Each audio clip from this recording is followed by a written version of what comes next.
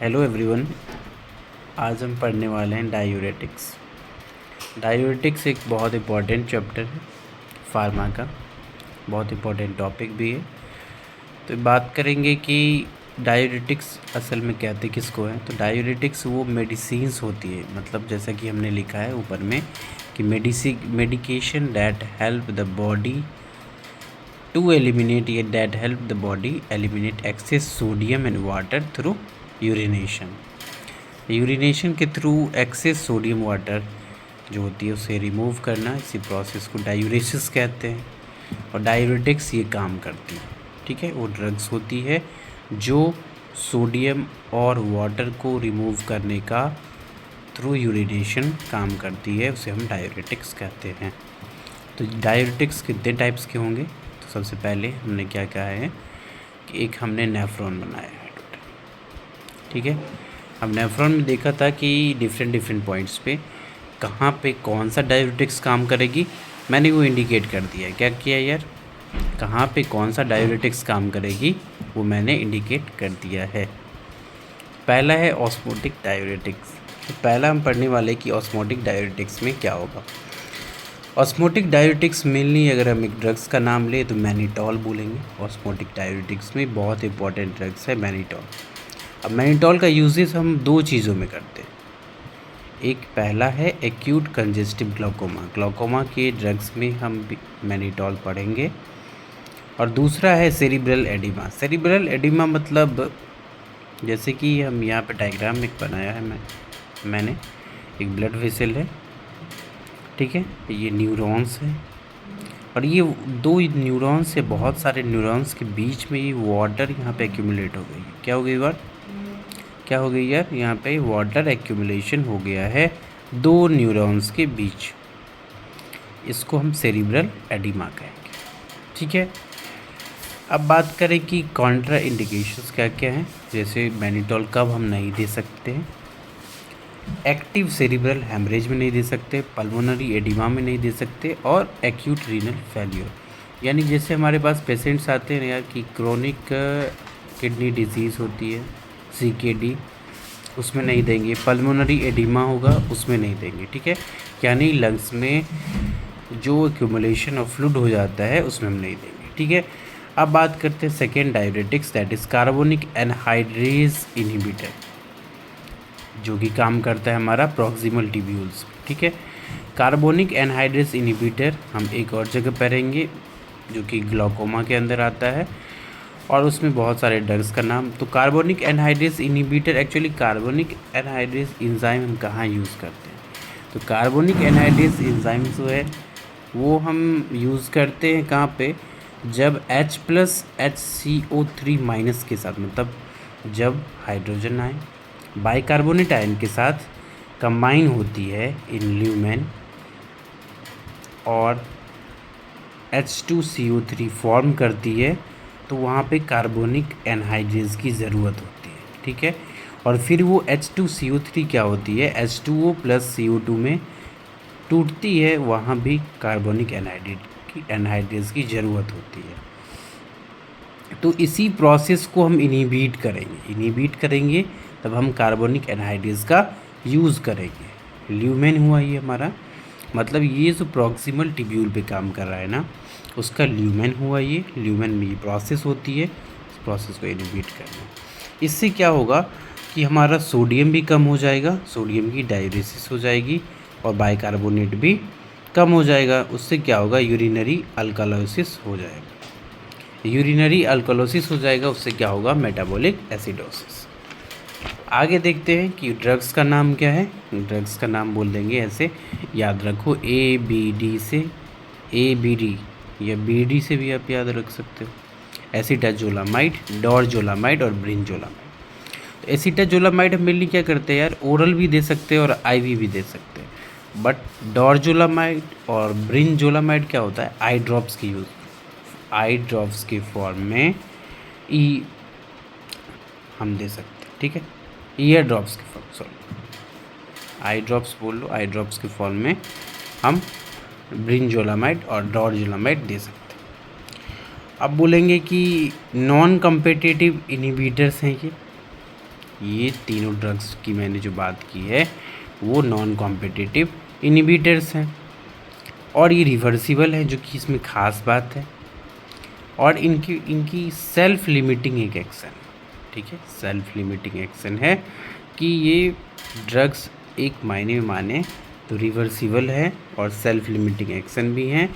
और इनके यूजेस कहाँ कहाँ हैं, तो यूजेस हम एक ट्रिक से याद कर सकते हैं कि गेम ग्लाउकोमा में देते हैं, एक्यूट कंजेस्टिव ग्लाउकोमा में ड्रग ऑफ चॉइस है। कौन सा ड्रग ऑफ चॉइस है? कार्बोनिक एनहाइड्रेस इनहिबिटर और एसिटाजोलामाइड, ब्रिंजोलामाइड, डोरजोलामाइड, जो भी बोले। और हम कहाँ देते हैं? अल्कलाइनाइजेशन ऑफ यूरिन, ठीक है।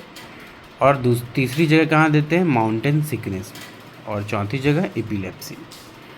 अब माउंटेन सिकनेस क्या होती है? माउंटेन सिकनेस जैसे कि आपने एक फिजियोलॉजी में माउंटेन सिकनेस टर्म पढ़ा होगा कि जैसे हाई एल्टीट्यूड पे जाते हैं ना यार, क्या होती है? ऑक्सीजन की अमाउंट कम हो जाती है। On going high altitude oxygen amount कम हो जाती है। ऑक्सीजन कम जाएगी तो सांस खींचना ज़्यादा तेज़ी से शुरू करेंगे, तो हाइपर वेंटिलेशन। अब उसके बाद क्या हो जाती है ना कि हाइपोक्सिया जो रिज़ल्ट आती है, तो वो रिज़ल्ट धीरे धीरे हाइपोक्सिया की वजह से हमारा क्या हो जाता है? रिस्पिरेटरी अल्कालोसिस हो जाता है, यानी कि CO2 + H2O will give you H2CO3, ठीक है। अब बोलेंगे ट्रीटमेंट क्या होता है एक्यूट माउंटेन सिकनेस के अंदर?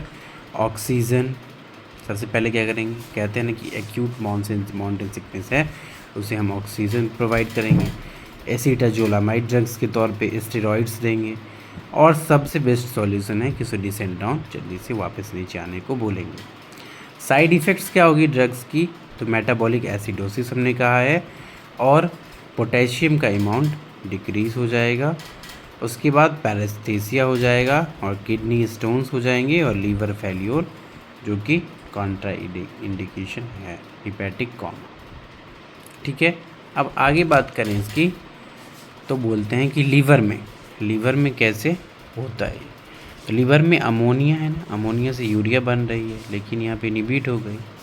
वीक अमोनिया इधर आ जाती है और अमोनिया जब हाइड्रोजन के साथ कंबाइन हो जाएगी तो अमोनियम आयन हो जाएगी। और एक बहुत इंपॉर्टेंट पॉइंट है कि कोई भी दवाई है ना यार, जो कि यूरिन को अल्कलाइन करती है, हम लीवर कॉमा में कभी नहीं देंगे, ठीक है। लीवर मतलब हिपैटिक कॉमा में कभी नहीं देंगे। अब तीसरी नंबर आई लूप डाययूरेटिक्स। लूप डाययूरेटिक्स में 3 मोस्ट इंपॉर्टेंट ड्रग्स हैं। हाई सीलिंग ड्रग्स, ठीक है, हाई सीलिंग ड्रग्स जो कि सबसे क्या कह सकते हैं हम कि सबसे ज़्यादा फ्लूइड निकाल सकते हैं, सबसे ज़्यादा फ्लूइड निकाल सकते हैं। फ्यूरोसेमाइड, टॉर्सेमाइड, ब्यूटेनामाइड, ठीक है। अब बोलेंगे यूजेस क्या है इनके?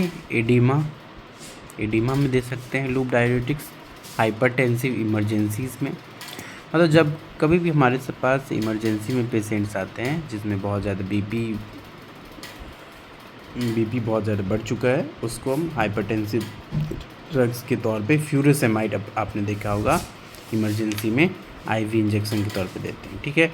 ये क्या है? वेज़ोडाइलेटर्स हैं। वेज़ोडाइलेटर्स क्या काम करेंगे? तो बहुत सारे 2 और चीज़ों में बोल सकते हैं कि काम करते हैं, जैसे ब्रोमीन आयोडीन पॉइजनिंग के केस में। अब आएंगे कि साइड इफ़ेक्ट्स के बारे में बात करें कि लूप थायाज़ाइड। साइड इफ़ेक्ट्स क्या होती है? सोडियम घट जाएगी, पोटेशियम घट जाएगी, मैग्नीशियम घट जाएगी, हाइड्रोजन घट जाएगी, और यहाँ देखोगे कि कैल्शियम भी घट जाती है। ग्लूकोज बढ़ जाएगी, यूरिक एसिड बढ़ जाएगी और लिपिड्स बढ़ जाएगी। अब आगे बात करते हैं थायाज़ाइड और थायाज़ाइड लाइक के बारे में। थायाज़ाइड लाइक अर्ली DCT से पहले ये काम करती है। और थायाज़ाइड की फंक्शन मतलब मैकेनिज्म ऑफ एक्शन ऐसा है कि ड्रग्स की पहले बात कर लेते हैं। मैकेनिज्म ऑफ एक्शन तो क्या बोलेंगे इसमें कि सोडियम और क्लोरीन पंप जो होती है उसको उस पर वो वर्क करती है, ठीक है। थायाज़ाइड नाम क्या बोलेंगे? तो क्लोरथायाज़ाइड, हाइड्रोक्लोरथायाज़ाइड और पॉलीथायाज़ाइड। क्लोरथायाज़ाइड, हाइड्रोक्लोरथायाज़ाइड और पॉलीक्लोरथायाज़ाइड। उसके बाद थायाज़ाइड लाइक ड्रग्स में क्या बोलेंगे? मेटोलाजोन, इंडापामाइड और क्लोरथैलिडोन। मेटोलाजोन क्या होते हैं? Metolazone only end stage renal failure, ठीक है। ओनली ये एंड स्टेज रीनल फेल्यूर में देते हैं। अब बोलेंगे यूजेस हाइपरटेंशन। अब बोलेंगे यूजेस क्या होती है, तो हाइपरटेंशन में, एडिमा में, और जैसे कि हमने यहाँ लिखा है कि देखो हमने लिखा है ब्रोमीन और आयोडीन पॉइजनिंग में देते हैं, ऑस्टियोपोरोसिस में देंगे, हड्डियाँ टूटने लगती है। हम देखेंगे 60+ में या 50 पोस्ट मेंस्ट्रुअल स्टेज में, ऑस्टियोपोरोसिस में हम लोग देखते हैं वो पोस्ट मेंस्ट्रुअल स्टेज में, तो ऑस्टियोपोरोसिस में हम ये ड्रग ऑफ चॉइस है थायाजाइड। अब रिकरेंट रीनल कैल्शियम स्टोन्स में और डायबिटीज़ इंसिपिडस में, ठीक है। डायबिटीज़ इंसिपिडस में क्या होता है कि एंटी डायरेटिक हार्मोन कम हो जाती है। क्या होती है, एंटी डायरेटिक हार्मोन कम हो जाएगी, उससे हमारा क्या होता है कि प्लाज्मा ऑस्मोलैरिटी बढ़ जाएगी। अब प्लाज्मा ऑस्मोलैरिटी जब बढ़ गई ना तो थर्स्ट सेंटर एक्टिवेट हो जाएगी। क्या होगी, थर्स्ट सेंटर एक्टिवेट हो जाती है, तो वही पॉलीडिप्सिया पॉलीयूरिया कंडीशंस हम देखेंगे, ठीक है। अब आगे बात करें तो हमारा है कि जब प्लाज्मा ऑस्मोलैरिटी अगर बढ़ जाती है तो क्या होगी, कंसंट्रेशन ऑफ यूरिन बढ़ जाएगी, प्लाज्मा ऑस्मोलैरिटी, उसके थर्ड सेंटर डीएक्टिवेट, यूरिन कम हो जाएगी। तो मैकेनिज्म ऑफ एक्शन किसकी हम बात कर रहे थे, मैकेनिज्म ऑफ एक्शन ऑफ ये इस ड्रग्स की बात कर रहे थे, थायाजाइड की। कि मैकेनिज्म ऑफ एक्शन क्या होगा, मैकेनिज्म ऑफ एक्शन यही होगा कि प्लाज्मा ऑस्मोलैरिटी बढ़ेगी, कंसंट्रेशन ऑफ यूरिन बढ़ेगी, प्लाज्मा ऑस्मोलैरिटी मतलब फिर प्लाज्मा ऑस्मोलैरिटी घट जाएगी, ठीक है। अब हो जाएगा diabetes insipidus, thiazide anti diuretic, ठीक है। अब बोलेंगे कि K+ स्पेरिंग डायरेटिक्स, जो कि लास्ट टॉपिक है। लास्ट टॉपिक में बात करेंगे कि K+ स्पेरिंग डायरेटिक्स में हम देख रहे हैं कि एल्डोस्टेरोन क्या करती है यार, हमारे सबसे पहले फंक्शन क्या है एल्डोस्टेरोन का, कि Na+ इंक्रीज़ करवाती है। यहाँ हम देखो Na+ इंक्रीज़ होती है, वाटर इंक्रीज़ होती है, K+ डिक्रीज़ और H+ डिक्रीज़। पहला काम क्या करते हैं कि एपिथेलियल Na+ ब्लॉक कर देंगे। दूसरा काम क्या करेंगे, एल्डोस्टेरोन रिसेप्टर एंटागोनिस्ट देंगे। एल्डोस्टेरोन रिसेप्टर एंटागोनिस्ट देने पे क्या होगा, एल्डोस्टेरोन को इनिबिट करेगा, निकलने नहीं देगा, रिसेप्टर पे वर्क करेगा, रिसेप्टर को इनिबिट करेगा। स्पाइरोनोलैक्टोन, इप्लेरोनोन उसके एपिथेलियल Na+ ब्लॉकर क्या करते हैं, एमाइलोराइड ट्राइमटेरिन, ये सारा काम करते हैं। अब PASTE से हम याद करते हैं इनका नाम, PASTE से, जिसमें क्या हो जाएगा, A फॉर एमाइलोराइड, उसके बाद D फॉर यही, फिर E फॉर दिस स्पाइरोनोलैक्टोन, ठीक है। अब इतना ही चीज़ हम पढ़ रहे थे यार। अब यूज़ देखते हैं कि क्या होता है। Now we come to the very important part of this chapter, use में क्या होगा ना कि एल्डोस्टेरोन रिसेप्टर एंटागोनिस्ट हैं, एल्डोस्टेरोन रिसेप्टर एंटागोनिस्ट हैं इप्लेरोनोन और स्पाइरोनोलैक्टोन। क्या करती है ना, LVH इन CHF को, मतलब लेफ्ट वेंट्रिकुलर हाइपरट्रॉफी कम करवाती है, और सिरोसिस एडिमा और रेसिस्टेंट हाइपरटेंशन में यूज़ होता है, सिरोसिस में, एडिमा में, और लेफ्ट वेंट्रिकुलर हाइपरटेंशन जो CHF में हो जाती है उसमें यूज़ करते हैं। अब साइड इफ़ेक्ट क्या है, ये सब डिस्को ड्रग्स कुछ आते हैं। डिस्को ड्रग्स क्या होता है, डिस्को ड्रग्स का नाम हम देख लेते हैं, DI से डाइजॉक्सिन, S से गायनेकोमेस्टिया जो करवाती है, ठीक है।